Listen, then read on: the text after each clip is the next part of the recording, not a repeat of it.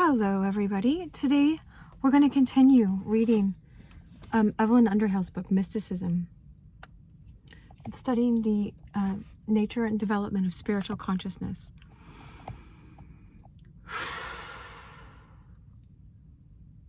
So the sun's setting right there. I'm not at the ocean. Oftentimes I'm at the ocean.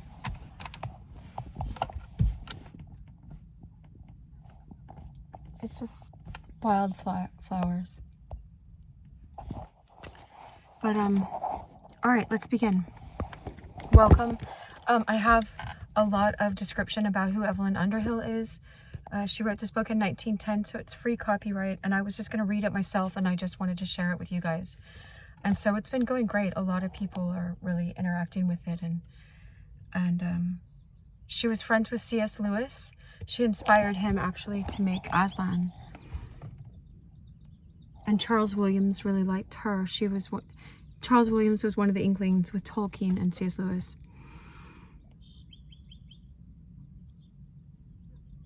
All right.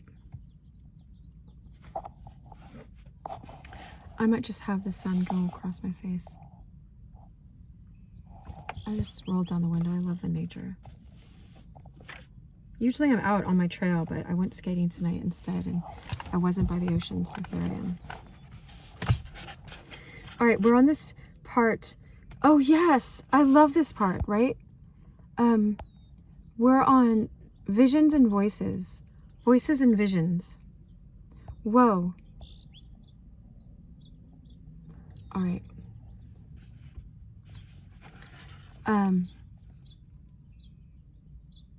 So let's go. She's talking about people that get audible clairvoyance. And this is nothing weird. The saints got this, and the desert fathers and mothers got this. But if you start chasing after it, then you're chasing after an idol, and then anytime you start chasing after an idol, things go south really quickly, or really slowly, but they still go south. In the end, they go south. And it's just not worth it, but you can find out the hard way.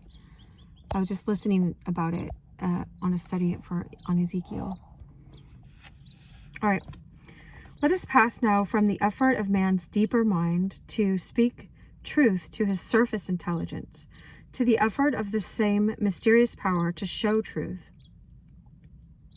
In psychological language, from auditory to visual automatism, quote, vision, that vaguest of words, has been used by the friends and enemies of the mystics to describe or obscure a wide range of experience. From formless intuition through crude optical hallucination to the voluntary visualizations common to the artistic mind. In it, we must include that personal and secret vision, which is the lover's glimpse of perfect love with a capital P and L, right? And the great pictures seen by clairvoyant prophets acting in their capacity as eyes of the race. You know, that's what I was just listening to. Ezekiel, the prophet in the Old Testament, I didn't know he was trained to be a priest and you can't even become a priest until 30. You train your whole life. And then they were exiled in Babylon. I think I was just reading that he was at the same time as... No, he can't have been. I know the Buddha was around 586. And someone else was around, maybe Daniel. Daniel was around that same time, but Ezekiel was around Daniel time. Anyway, so it could be. I forgot the dates because I wasn't there for that part of the class. All right. In it, we must include, okay, we did that, perfect love and the great pictures seen by clairvoyant prophets acting in their capacity as eyes of the race. Of these, the two main classes of vision, says Denis, the Carthusian, the first kind are to be concealed, the second declared. The first are more truly mystic, the second are more prophetic in type. You know, you can be given something that you're not meant to talk about. You can also be deceived that way. Anyway. Oh, there's a bunny. Look. He's just coming up to my car. It's really weird lately. Since I've been reading this book, all kids just flock around me and animals come to me. It's really weird. Anyway, it doesn't matter about me. Let's just keep talking about the book. I hope you're doing well. Welcome here. I welcome your presence. It's great that you're here sharing this with me. I appreciate it. I'm glad. I'm happy for you. That's what I'm happy for. All right.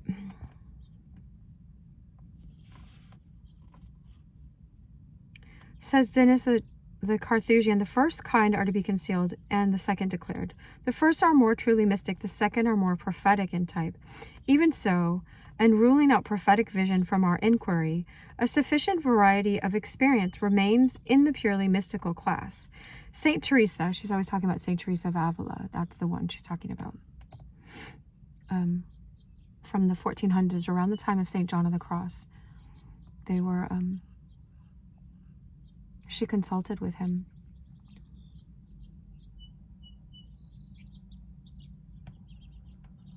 Saint Teresa's fluid and formless apprehension of the Trinity, her concrete visions of Christ, Matilde of Magdeburg's poetic dreams, Suso's sharply pictured allegories, even Blake's soul of a flea, all come under this head. Now, since no one can know much of what it is really like to have a vision but the visionaries themselves, it will be interesting to see what they have to say on this subject, and to notice the respects in which their self-criticisms agree with the conclusions of psychology.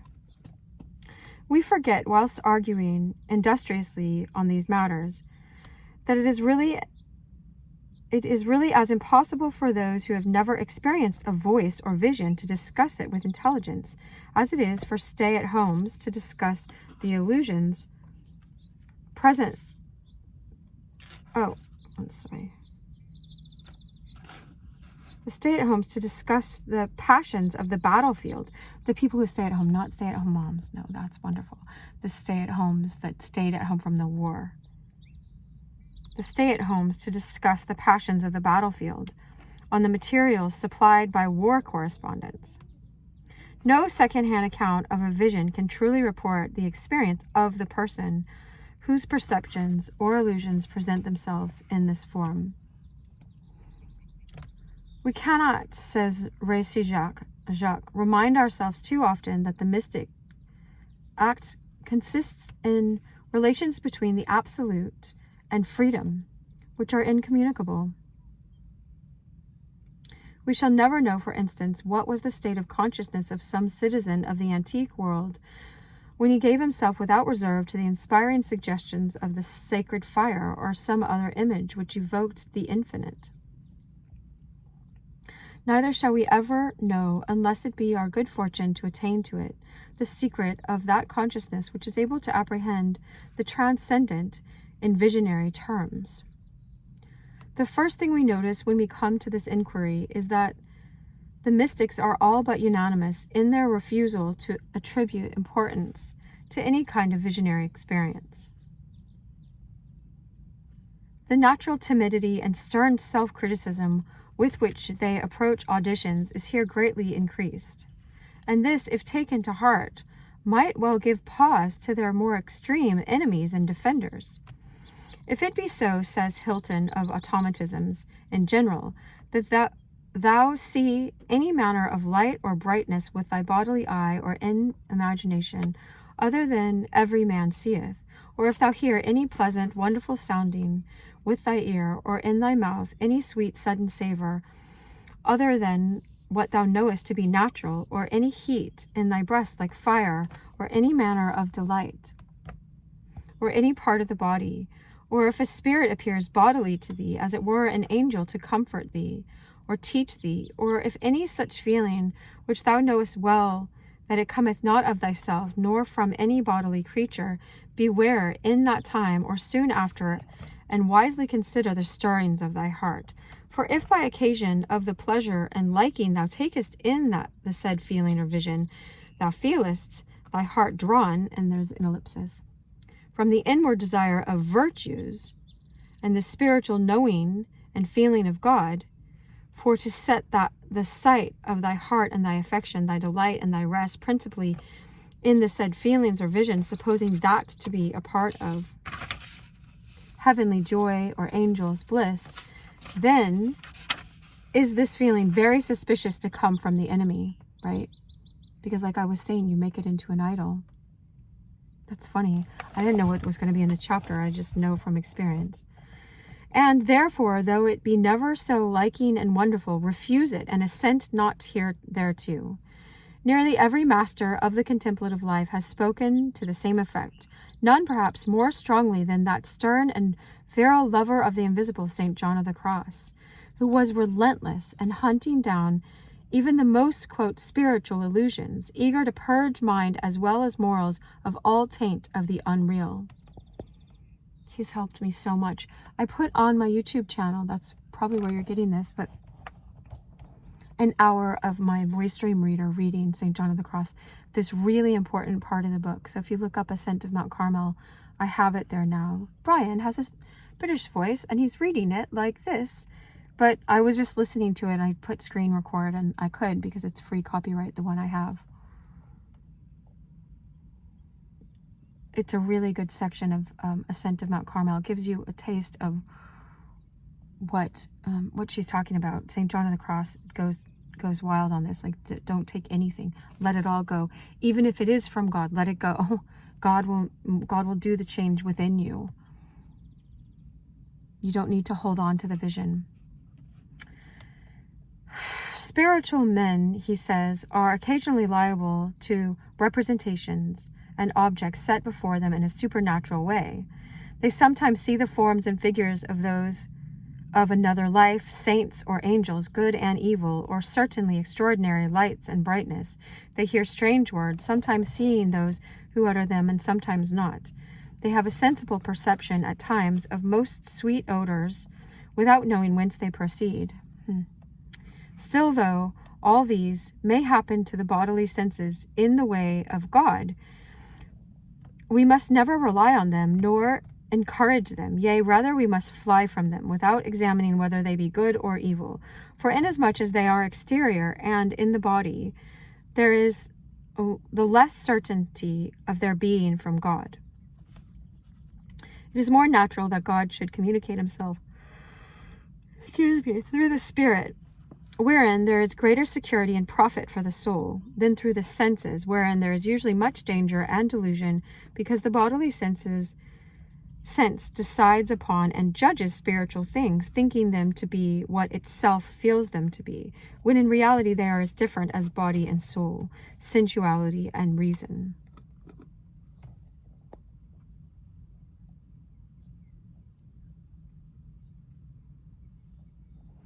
I was just thinking, Ezekiel got this prophecy, or no, it was before that. I don't know. It was something about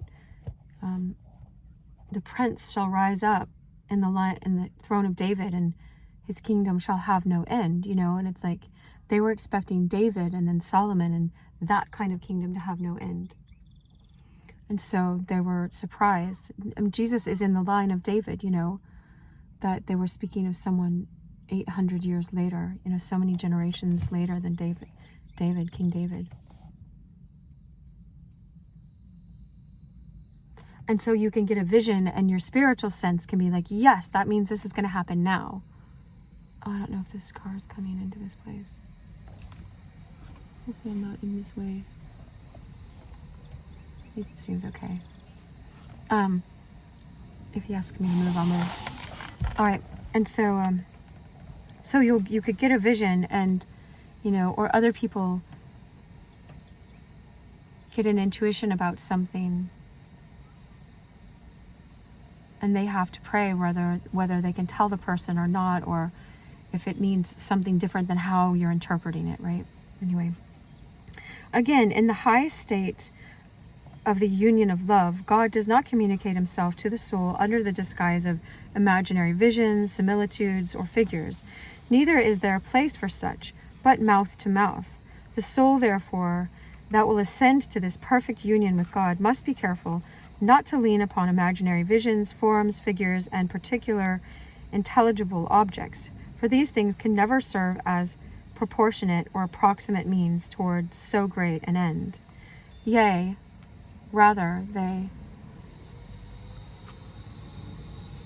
are an obstacle in the way, and therefore to be guarded against and rejected. Wish I would have known that. It's like spent maybe 4 years of my life on a rabbit trail. And just so you're warned, right, anyway. So too, Madame Guyon, ecstasies, raptures, and visions, she says, are far inferior to pure orison, that dumb absorption in God, which she learned at the time of her conversion. Visions are experienced in those powers which are inferior to the will, and they should always have their effect in the will, and afterwards they should lose themselves in the experience of that which one has seen, known, and heard in these states. For without this, the soul will never arrive at perfect union. Otherwise, that which she will have, and to which she may even give the name of union, will be only a mediated union. That is to say, an influx of the gifts of God into her powers, i.e., illumination. But this is not God himself, right?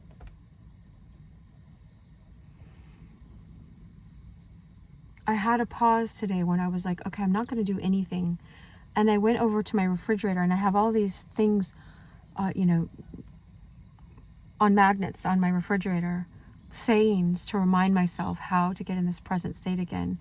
But one of the things that was on there was Jesus' words. When he said, Jesus said to the rich man, go sell all that you have and come and follow me. That means join me on this path. That's join together with me, right? And all you have is all these riches, even these visions, these spiritual knowledge.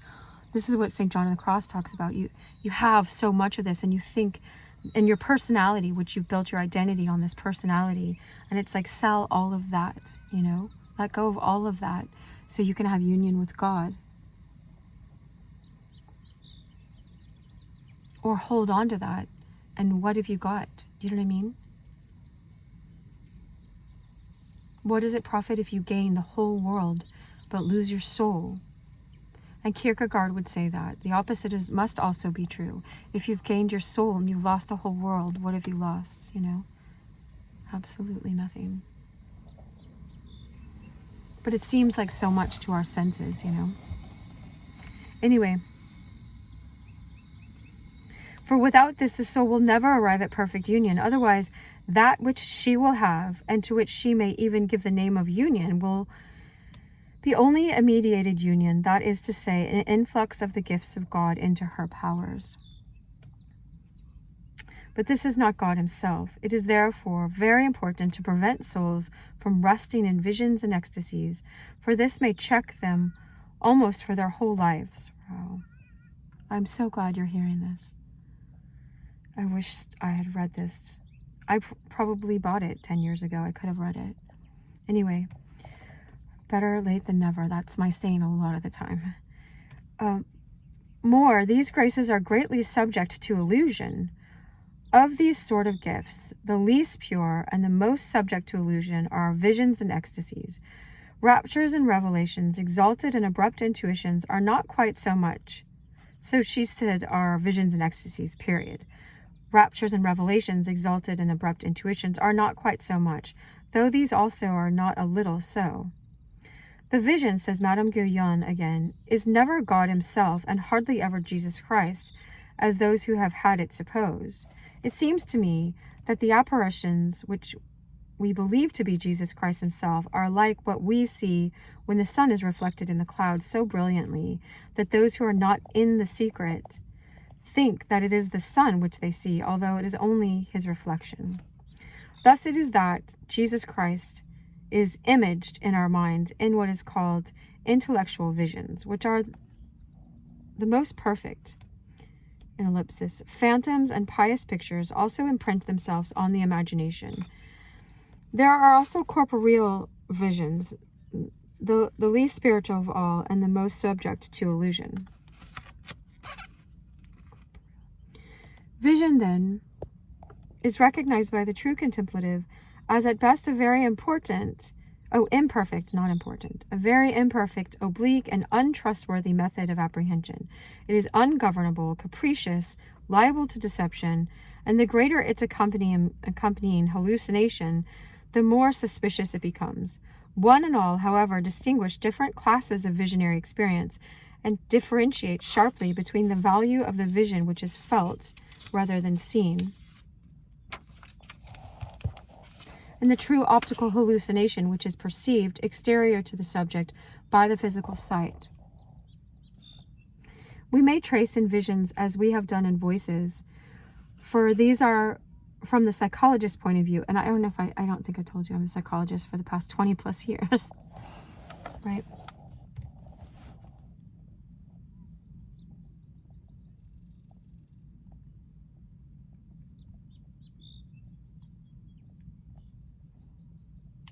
The sun's so beautiful. Here.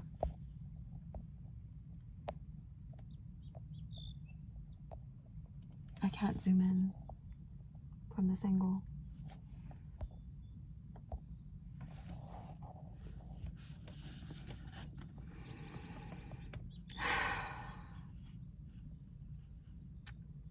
We may trace in visions as we have done in voices, for these are, from the psychologist's point of view, strictly parallel phenomena, a progressive externalization on the self's part of those concepts or intuition which form the basis of all automatic states. Three main groups have been distinguished by the mystics and illustrated over and over again from their experiences. These are 1. Intellectual, 2. Imaginary, and 3. Corporeal vision, answering to 1. Substantial or inarticulate, 2. Interior and distinct, 3. Exterior words. With the first two, we must now concern ourselves. As to corporeal vision, it has few peculiarities of interest to the student of pure mysticism. Like the exterior word, it is little else than a more or less uncontrolled externalization of inward memories, thoughts, or intuitions. Often, as Madame Guyon acutely observed, of some pious picture which has become imprinted on the mind, which may, in some subjects, attain the dimensions of true sensorial hallucinations. 1. Intellectual vision. The intellectual vision, like the substantial word, as described to us by the mystics, is of so elusive, spiritual, and formless a kind that it is very hard to distinguish it from that act of pure contemplation in which it generally takes its rise. These moods and apprehensions of the soul are so closely linked together, the names applied to them are so often little more than the struggles of different individuals to describe by analogy an experience which is one, that we risk a loss of accuracy the moment that classification begins. The something not sought, but put before the mind, and seen or perceived by the whole self by means of a sense, which is neither sight nor feeling, but partakes of the character of both. It is intimate but indescribable, definite yet impossible to define. There is a passage in the Consolations of Angela of Foligno, which describes very vividly the sequence of illuminated states which leads up to and includes the intuitions which form the substance of this formless vision, and its complement the formless word. And this does far more toward making us realize its nature than the most painstaking psychological analysis could ever do. Well, good. Oh, the balloon is up in the air. Look. People can go up in that balloon. I was just skating by that.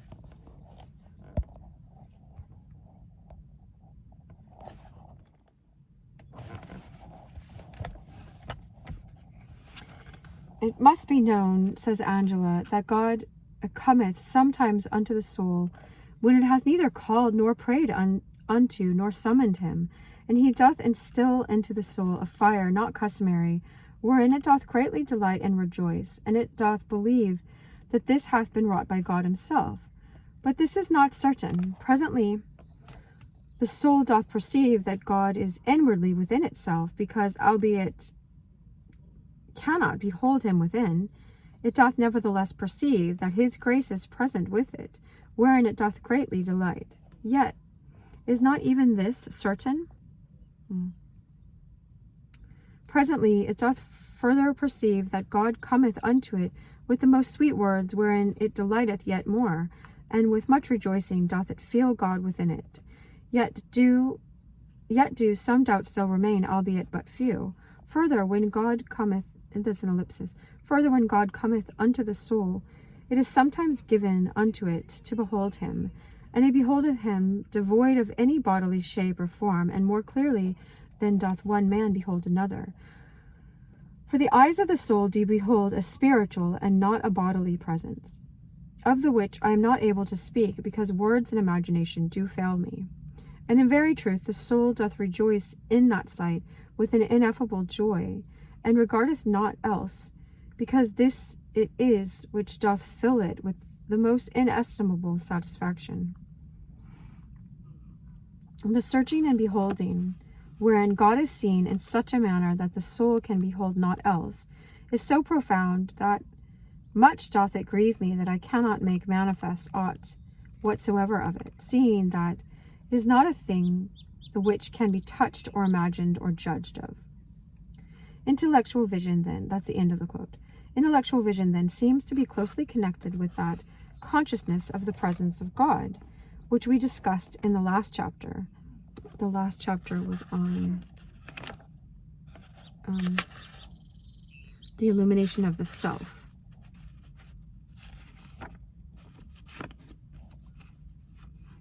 That's a few videos ago.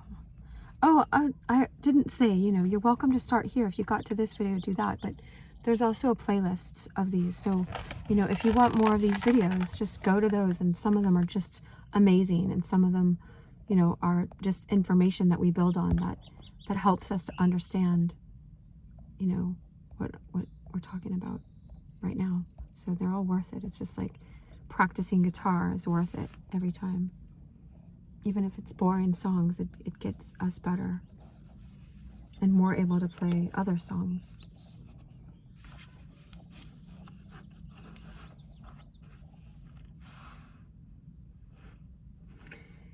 Intellectual vision, then, seems to be closely connected with the consciousness of the presence of God, which we discussed in the last chapter, though the contemplative themselves declare that it differs from it. It is distinguished apparently from that more or less diffuse consciousness of divine eminence by the fact that, although unseen of the eyes, it can be exactly located in space.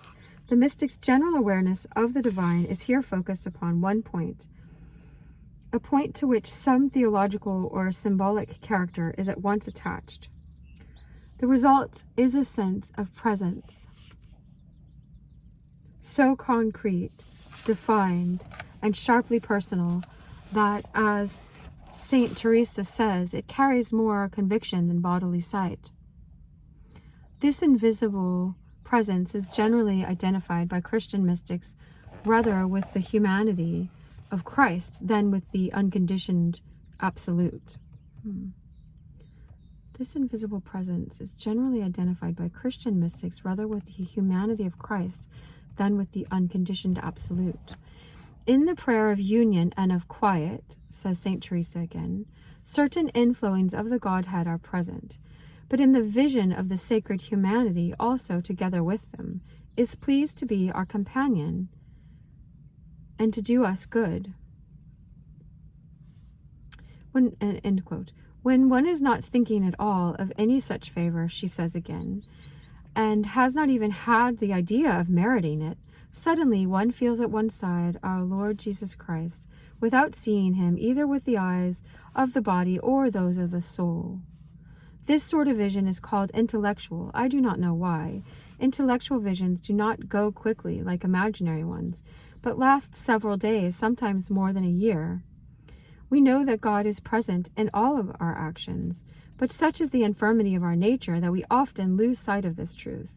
Here, this forgetfulness is impossible because our Lord, who is close to the soul, keeps her constantly awake, and as she has an almost continual love for that which she sees, or rather feels, close to her, she receives the more frequently the favors of which we have spoken. In such a state, to which the term vision is barely applicable, it will be observed that consciousness is at its highest and hallucination at its lowest point. Nothing is seen, even with the eyes of the mind, as in the parallel case of substantial word. Nothing is said. It is pure apprehension, in the one case of personality, in the other of knowledge. The immediate vision of the naked Godhead, says Suso of this, is without doubt the pure truth. A vision is to be esteemed the more notable and more intellectual it is, the more it is stripped of all image and approaches the state of pure contemplation. Look, I'm going to zoom in on the sun for a second. It's about to set. Oh, it's so pretty. If you guys could just zoom in. There's these big mountains. Giant. I was trying to park by the mountains. They're behind me. All right.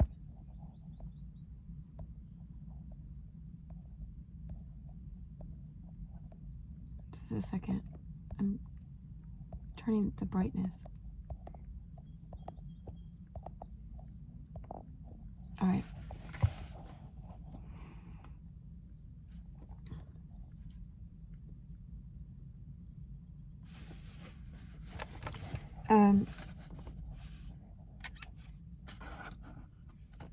Saint Teresa says, okay. Personality. This immediate vision, says Suso. Okay. So a vision is to be esteemed the more noble, the more intellectual it is, and the more it is stripped of all image and approaches the state of pure contemplation. We owe to Saint Teresa our finest first-hand account of this strange condition of awareness, right? It came upon her abruptly after a period of psychic distress and seemed to her to be an answer to her unwilling prayers, that she might be led by some other way than that of interior words, which were, in the opinion of her director, so suspicious. Then just God shows up with his presence. That's so sweet. That's so sweet. Because sometimes, she'll talk about superiors that didn't understand what she was going through, right?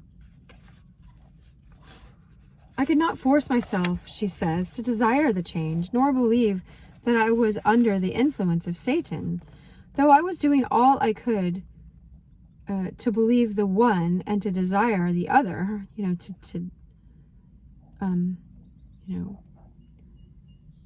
Anyway, it was not in my power to do so. She resolved this divided state by making an act of total surrender to the will of God, and it seems to have been as the result of this release of stress, this willing receptivity, that the new form of automatism suddenly developed itself, reinforcing and justifying the auditions, and bringing peace and assurance to the distracted surface self. Oh, that's so sweet how she just described that.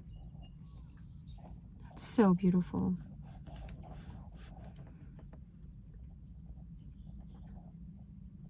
I'm like, I forgot. You can just rewind if you want to hear that again.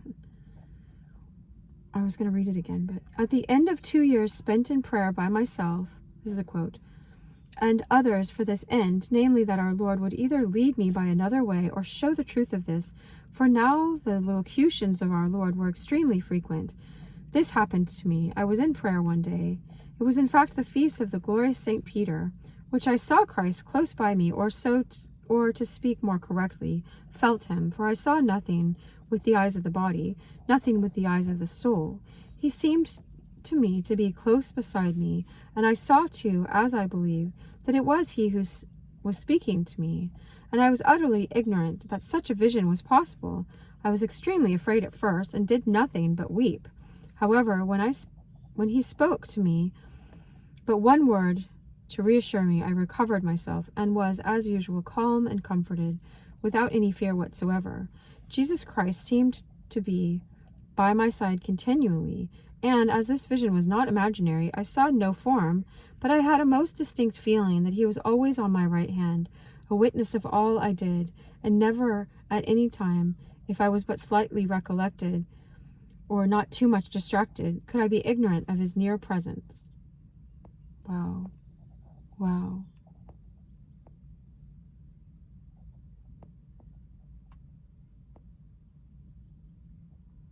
I have this idea if saints, that have passed on, if like Jesus himself, let's just say Jesus, to not make it complicated, can bilocate, be in all these places, like the Holy Spirit can be in each one of us, the Holy Spirit of God.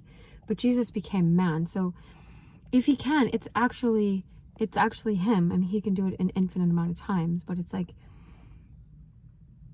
no, the devil can appear as an angel of light. So don't say that I am not saying that every time that's Jesus, but it's actually just like if someone's taking the time out of their day to be present with you. It's really, really sweet and tender.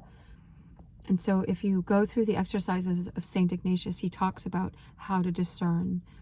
And you sit with Christ in one of the gospel passages, and you sit and you use all your senses, and like it feels like you're in it with Jesus, But if you have what she was talking about, then I really feel like it's just like if your grandmother or grandfather took out the time to spend the day with you, or to spend an hour with you. That's real time that they're actually spending. But I hope she'll describe what to do about this. I went on at once to my confessor in great distress to tell him of it. He asked in what form I saw our Lord. I told him I saw no form. He then said, how did you... No, okay, the print is a little taken off on here. How did you know that it was Christ? And I replied that I did not know how I knew it, but I could not help but knowing that he was close beside me. There are no words whereby to explain, at least none for us women who know so little. They weren't educated back then, Learned men can explain it better. She always speaks low of herself, but it's good. St. John of the Cross says always to do speak low of yourself. It's better just to empty yourself of yourself. Otherwise, you go on some kind of a trip.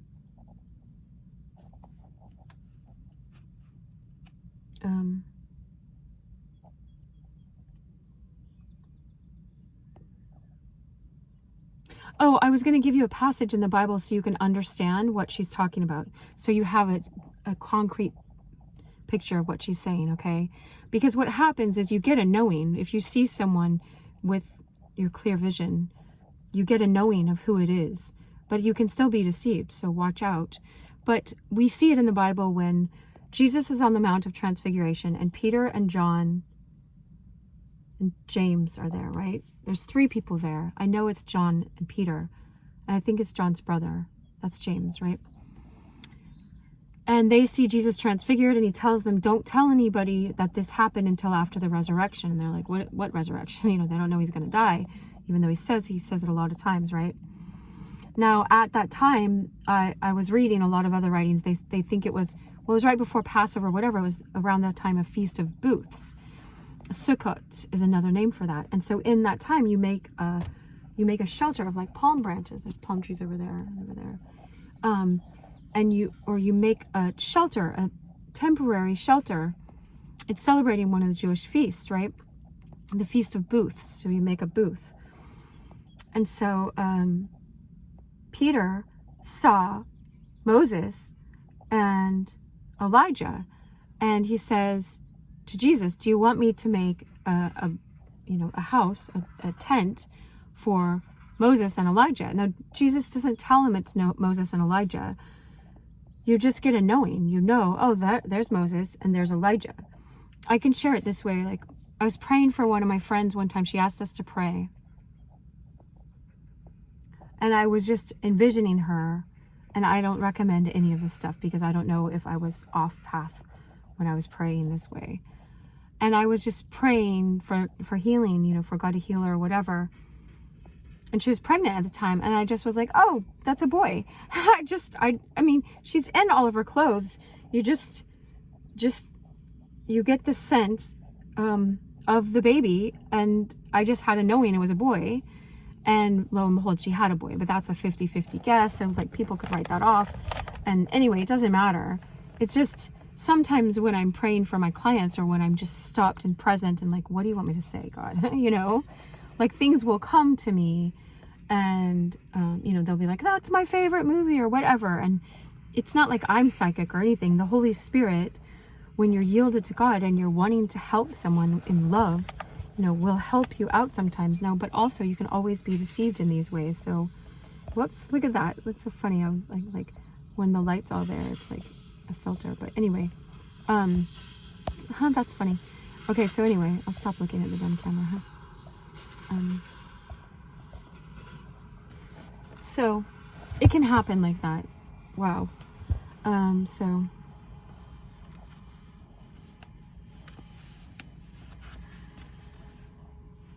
But that's how you have a knowing in the Bible. You can have a knowing, like Peter had a knowing who they were. And you can also see in the Old Testament when Elijah, and I think Evelyn Underhill already talked about this, when Elijah said to his servant Gehazi, like, don't you know I saw when you were taking those bags of gold or silver from the guy that was cured of leprosy, It's like, now his leprosy is going on you, all right? So that's a lesson. Not that, not to not be able to see in the spirit, but that don't lie to a prophet. That's what he lied. He lied to Elijah, and he's like, I saw you in the spirit.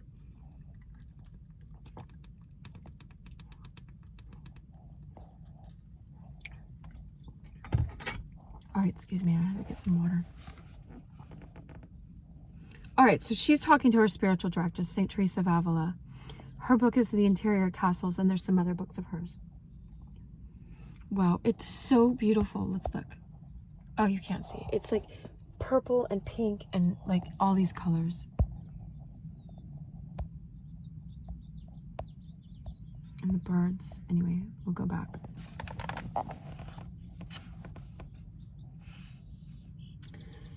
I replied, I don't know. Okay, so she says she doesn't know. So for if I say that I see him neither with the eyes of the body nor those of the soul, because it was not an imaginary vision, how is it that I can understand and maintain that he stands beside me and be more certain of it than if I saw him?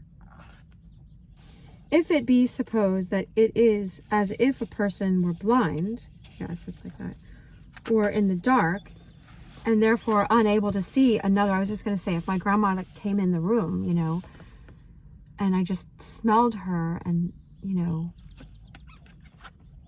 knew how she talked, like I don't have to see her. I know that it's her, right?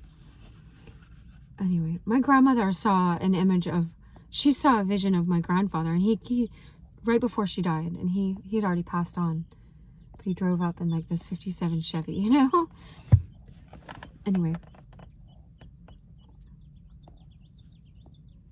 And therefore unable to see another who is close to him. The comparison is not exact. There's a certain likelihood about it, however, but not much, because the other senses tell him who is blind of that presence. He hears the other speak or move, or he touches him, but in these visions there is nothing like this. The darkness is not felt, only he renders himself present to the soul by a certain knowledge of himself, which is more clear than the sun. Ah. That's so rad.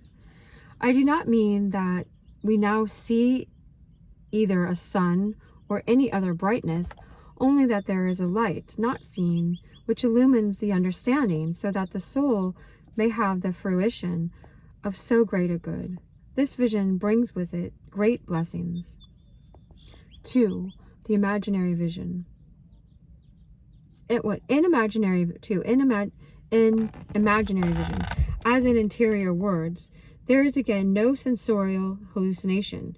The self sees sharply and clearly, it is true, but it is perfectly aware that it does so in virtue of its most precious organ, that inward eye which is the bliss of solitude. Imaginary vision is the spontaneous and automatic activity of a power which all artists, all imaginative people possess, so far as the machinery employed in it is concerned. There is little real difference, except in degrees, between Wordsworth's imaginary vision of the dancing daffodils and Suso's of the dancing angels, who, though they leapt very high in the dance, did so without any lack of gracefulness. Both are admirable examples of passive imaginary vision. Though in the first case the visionary is aware that the picture seen is supplied by memory, whilst in the second it arises spontaneously like a dream from the subliminal region and contains elements which may be attributed to love, belief, and direct intuition of truth. Such passive imaginary vision, by which I mean spontaneous mental pictures at which the self looks, but in the action of which it does not participate, takes in the mystics two main forms, purely symbolic and personal. A, purely symbolic, B, personal. Here's St. Teresa. It says, "For oft, when on my couch I lie in vacant or in pensive mood, they flash upon that inward eye, which is the bliss of solitude. And then my heart with pleasure fills and dances with the daffodils." Oh, that's Wordsworth. Oh, sorry. Okay, so this is in the footnotes. No wonder it's so small. It's really small. She was quoting Wordsworth. I'm like, St. Teresa did not write poetry like that. And she wrote in Spanish. So I was like, how is this rhyming in English, right? Okay, so she's talking about the daffodils of Wordsworth that she was talking about earlier. And I was like, what daffodils? "For oft when on my couch I lie in vacant or in pensive mood, they flash upon that inward eye, which is the bliss of solitude. And then my heart with pleasure fills and dances with the daffodils." Oh, it's beautiful. I heard from one of my professors you ought to read a poem 3 times out loud yourself to at least begin to get what it's saying. And in the symbolic form, there is no mental deception. The self is aware that it is being shown truth under an image. Ruhlmann Merswin's vision of 9 rocks is thus described to us as being seen by him in a sharp picture, the allegorical meaning of which was simultaneously presented to his mind.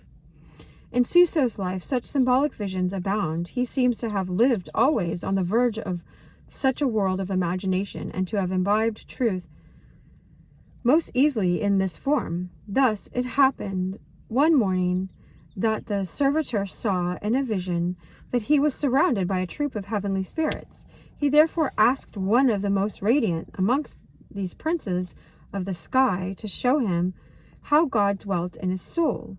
The angel said to him, "Do but fix your eyes joyously upon yourself, and watch how God plays the game of love within your loving soul." Ah, the game of love. And he looked quickly and saw his body in the region of his heart was pure and transparent like crystal, and he saw the divine wisdom peacefully enthroned in the midst of his heart, and she was fair to look upon.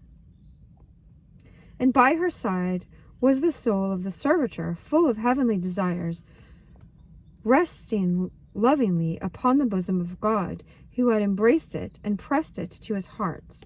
Wow. And it remained altogether absorbed and inebriated with love in the arms of God, its well-beloved. Wow. In such a vision as this, we see the mystic's passion for the absolute, his intuition of its presence in his soul, combining with the constituents of poetic imagination and expressing themselves in an allegorical form. It is really a visualized poem inspired by a direct contact with truth. Of the same kind are many of these great reconstructions of eternity in which mystics and seers of the transcendent and outgoing type actualized their profound apprehensions of truth. In such cases as Beatrice and told Dante, when he saw the great vision of the river of light, the thing seen is the shadow presentation of a transcendent reality, which the self is not yet strong enough to see. And then she has something in Latin. De Mirabelle Primavera. Maybe it's Italian. It's probably from Dante. I vidi lume, so life looms in la forma de riviera.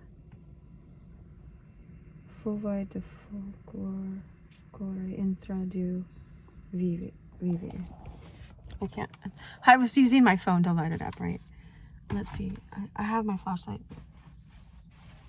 It's just getting dark in my car, even though it doesn't look dark.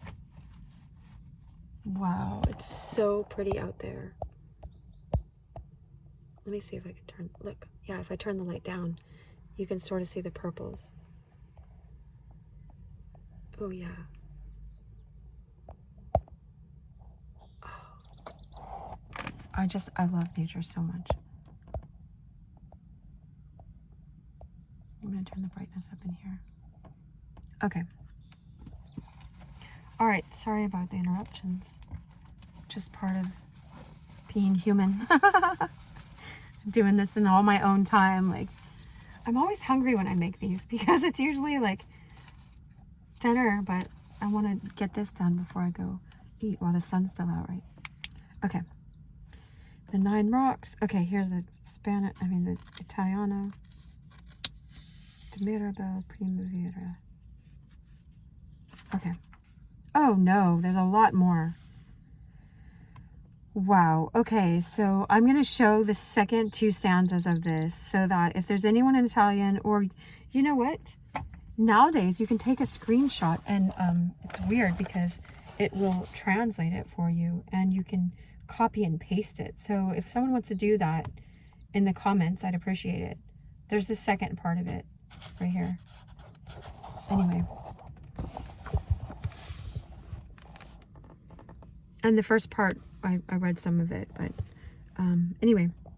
In the last 2 lines of this wonderful passage, the whole philosophy of vision is expressed. It is an accommodation of the supersensible to our human disabilities, a symbolic reconstruction of reality. Let me see.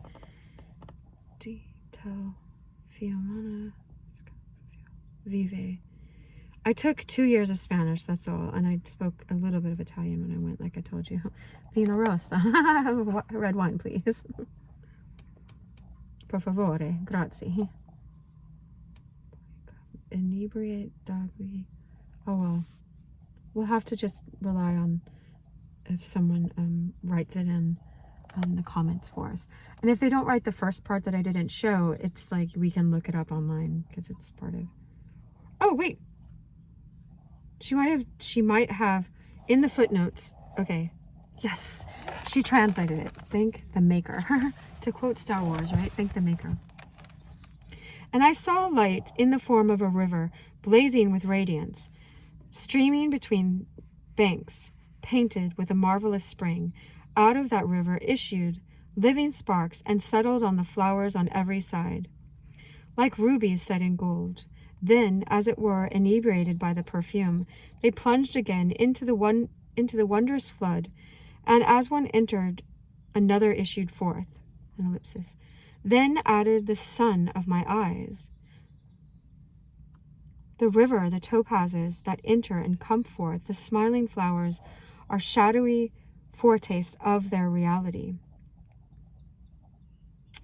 Not that these things are themselves imperfect, but on thy side is the defect, in that the vision cannot rise so high.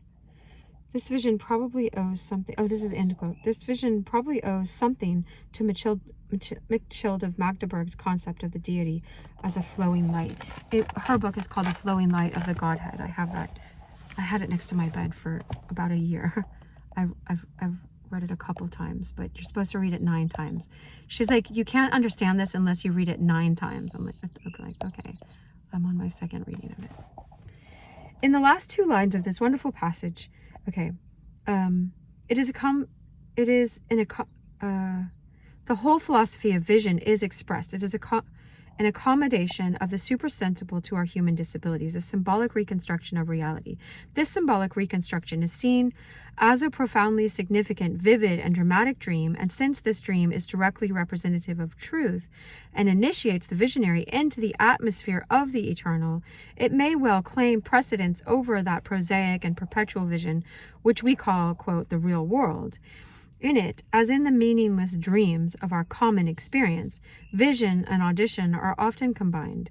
Many of the visions of St. Mechilde of Hackborn are of this complex type. Thus, quote, she saw in the heart of God, as it were, a virgin exceeding fair, beholding holding a ring in her hand on which was a diamond, with which incessantly she touched the heart of God. Moreover, the soul asked why that virgin thus touched the heart of God. And the virgin answered, I am divine love, and this stone signifieth the sin of Adam. As soon as, and then an ellipsis, as soon as Adam sinned, I introduced myself and intercepted the whole of his sin. And by thus ceaselessly touching the heart of God and moving him to pity, I suffered him not to rest until the moment when I took the Son of God from his father's heart and laid him in the Virgin Mother's womb. Ellipsis again. Another time she saw how love, under the likeness of a fair virgin, went round about the consistory, singing, Alone I have made the circuit of heaven, and I have walked on the waves of the sea. In these words she understood how love had subjected to herself the omnipotent majesty of God, had inebriated his unsearchable wisdom, had drawn forth all his most sweet goodness, and by wholly conquering his divine justice and changing it into gentleness and mercy, had moved the Lord of all majesty. Wow. Imaginary vision of this kind is probably far more common than is generally supposed, and can exist without any disturbance of that balance of faculties, which is usually recognized as sane. People calling these people sane or not sane, right? And most of the true mystics, they said, stay balanced. Like God makes sure of that, you know, and unless you're going off path, which I understand that. Anyway, but a lot of times you'll see these visions, and other people will call you insane or think you're insane, but then they'll talk to you and know that you're quite sane. But I talked to a man and he seemed pretty sane, but he was talking to his TV and he thought his TV was talking to him. But he could have conversation in other areas, not completely though, like it would come out eventually. I worked in it ER for a while. Imaginary vision of this kind is probably far more common than is generally supposed, and can exist without any disturbance of that balance of faculties, which is usually recognized as, quote, sane. In many meditative persons, it appears involuntarily as the summit of a train of thought, which it sometimes illustrates and sometimes contradicts. The picture may show itself faintly against a background of mist. Oh, shoot. Security person. Do you want me to go? Hi. Hi, do you want me to go? Yeah, parking is not allowed, but you can stay for a while and then turn around. Okay, thank you. Thank you. I was going to be like, well, but am I parked if I'm sitting in my car? I didn't get out of my car. Technicalities, right? Because I don't want to.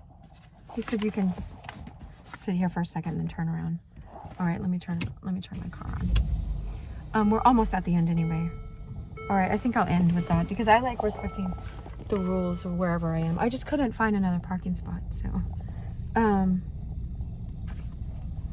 I just saw sirens, and it's so weird because I saw sirens before I parked here, but I was like, what's a cop gonna do? But that was just a security guard. Anyway, I'll respect them. We'll go back. Usually I start on the left side of the page, so we'll go. Let me see how many pages are left. Yeah, lots in this chapter. Automatic script is later in this chapter. Oh, there's not that many. We'll probably finish this the next video. Thanks so much for your presence. I wish you so much love. Sorry to stop in the middle of a thought, but we'll go back to it, as always. I wish you so much love. Share and like and comment. That grows this channel and gets this out to other people, because YouTube doesn't necessarily push out my videos. They don't understand what my videos are about, because sometimes I'll have songs that are showing this and putting you in that kind of state and other things. Anyway, much love.